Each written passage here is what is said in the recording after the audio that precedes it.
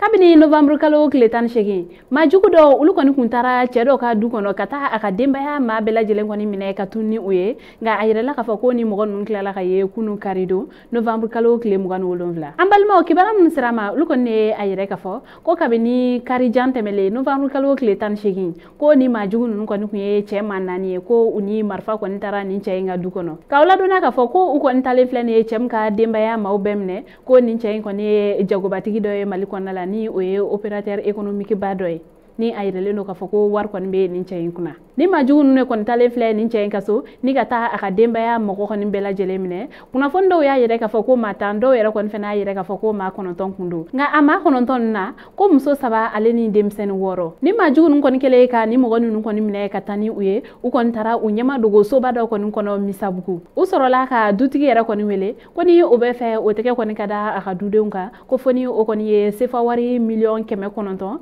ka o da fiela ko walmani o maseka o yereke ko wati laban na ko mali doyen ko ulu ko ne drogu bado ko ni mine drogu chama ko ni cey ko ni be seka ferete ka seka o drogu nu yoro fo ulu nyana wala sa ulu be seka u teke da o drogu ka seka che ka ale ka dembaya mo ko labla o wati kelen ko nala findigi la ka ulu era ko ni fene ku chesuklendo u ga nyini num barawla uga seke baraw senfe botarake akalama ka fo ko sikena mo do kon be misabugu yoro dola o kele entumamna finti la kanunu ulu kon fene chama ne uga labon sabati ni kata o misabugu yoro na kata soro ni majugu nun kon be no uni chain aleka dembaya bela jeli kawla dona ka fo ko ni dembaya nun kon ubise ka labo wakati mina ko akoko man no ya sabla akela kisaichi chamai majugu nun kon ayere la ka fo ko marfa chama kon be ubuleno finti la kanunu ulu era kon fene kun labenindo kata ukama ko o kisaichi kon senfe ko che ka dembaya ma kilen ko o kon jugina ko ga ko basima konte kawla dona ka fo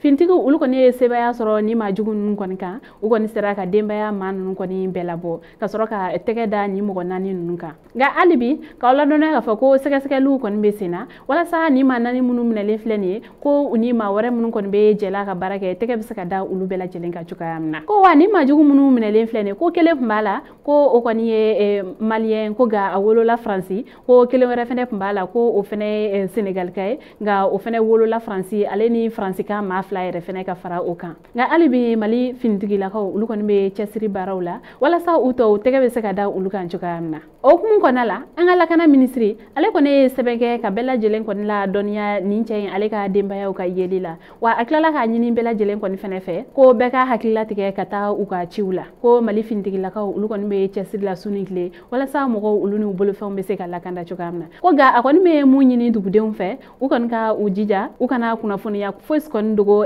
fintigi la kawla mogom kon mana sigana ko do yoro do la ika fere kon intike ka se ka fintigi la kaw ka ulula bo akalama wala sa cuka amna ambe be se ka bela jelen kelengel nan nin kisi ka klaka ma wara fene nin kisa am fe ambalma ni ke bayran ne ma bulu ka da okluka ani che aka kluma jolo o ka ambe anyogona were